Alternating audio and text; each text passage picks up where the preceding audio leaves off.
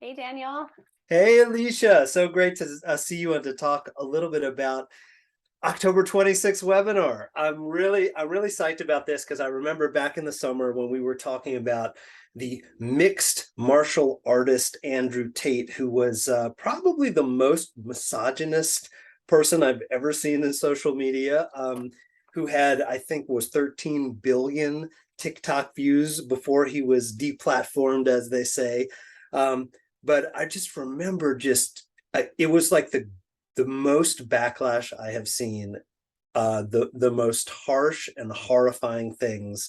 Um, and we were talking about what does it mean that so many teen boys are reading this and following this guy and taking cues from him about their own masculinity.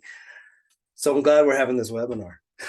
I am too. I think, yeah, that conversation and that moment was really, in many ways, a prelude to the many conversations about boys in our society right now, right? Like last week, the New York Times had multiple Oh, the opinion David pieces. Brooks, yeah, Yep, yeah, yeah.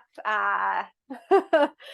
The crisis of men and boys, and then response piece about boys and men. Yes, they're in crisis because society is in crisis, and what do kind of the larger societal Yeah. issues that we're seeing, how do those actually play into the experiences of men and young men, which I'll It's just say yeah, we use in the most expansive, also anyone who's been absolutely. socialized around male gender norms Absolutely. And being impacted. when though when I think about like the political polarization we have right now going into an election, the global, we have a war happening that everybody's watching and, seeing the social media from the war. I mean, what do you feel we can be doing to support teen boys right now? Yeah, I'm excited because joining us on October 26th is Jason Ablin, our friend and colleague who just put out a phenomenal book, um, The Gender Equation in Schools. Jason is a longtime day school educator, administrator, and really did a deep dive, some research in the past couple of years around how gender plays into young people's experiences in their day-to-day and in the business of schooling. Yeah, I know um he says a lot about the social emotional learning with boys. Could you yeah, could you like just like crystallize a little bit of like yeah, what I think he one of the most critical things that he talks about that I think connects to what we do and what we can do for boys in this moment is he talks about how boys are continue to be socialized, and in this social political climate, we actually are even becoming more entrenched in this socialization to detach themselves from their emotional experiences. And he talks about the need to build up their emotional connective tissue, which I love that phrase. And it's very beautiful. much what we've done over the years in Shevit, recognizing that boys need a space to be in authentic relationships with other Sure, boys, sure. and also have the chance to orient themselves and attune to what they're feeling and have ways of expressing it, even as they're playing and doing cool. Oh yeah, yeah, yeah. I feel I hear that. I mean, I think in the earliest days of Chevette, we focused so much on just some basic communication and empathy skills and storytelling and like the role of storytelling in building friendships and building peer just sort of like building a way in which you can say, oh, I'm not the only one who's experiencing these things. I can talk about the things that I'm experiencing with other guys and it's okay. Like some of those, basic skills. I'm wondering, just given the larger mental health crisis Mm-hmm. that a number of people have reported on and talked about, like what are you hearing from the Chevet leaders that are leading the program now in day schools and synagogues? Like what are you hearing about what's going on with them, what they're focused on with the boys and their groups?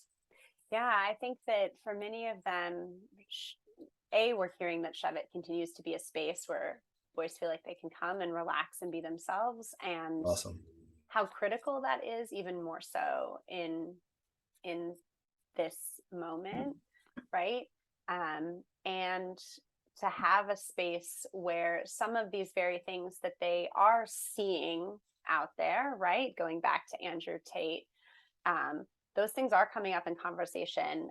It is part of their day to day. And when they have a space where they can kind of maybe like critically examine that, push back on that, perhaps think about other alternative ways of understanding what masculinity can be for them, um, that's really powerful and it's really needed. That's what we're hearing. That's fantastic. I know that my own son, who was in Chevet way back when, is now he's finished college and he's leading a Chevet group in Brooklyn where he's living.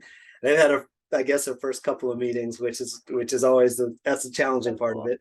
But I am just so aware that every teenager is going through a difficult time right now because we're all going through like a challenging time. Um, and tell folks just a little bit about this This event on webinar. October 26th and how they can join us. Yeah, I'm really excited. I am the mom of a ninth grade teenage boy. And Yes. I know that for myself, as I'm watching many of these things, I'm often able to take some of the things that we're talking about from Chevet, and use those in small ways in my own day-to-day interactions with my son. So for example, a moment where a very typical teenage boy, response of, yeah, I don't care, right? You do that well.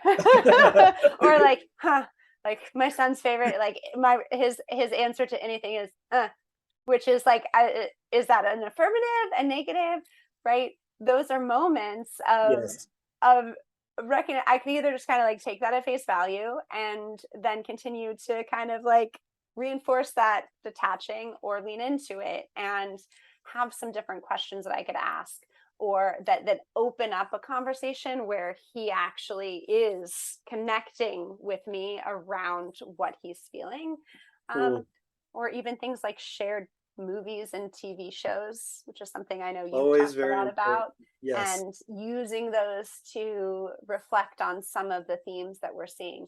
I am excited for this conversation on 26 because I think we have some things to offer that I hope will be helpful for parents and educators who really are concerned about these things, to say, there's a lot of hope for how we can like help teen boys thrive even with all of this happening.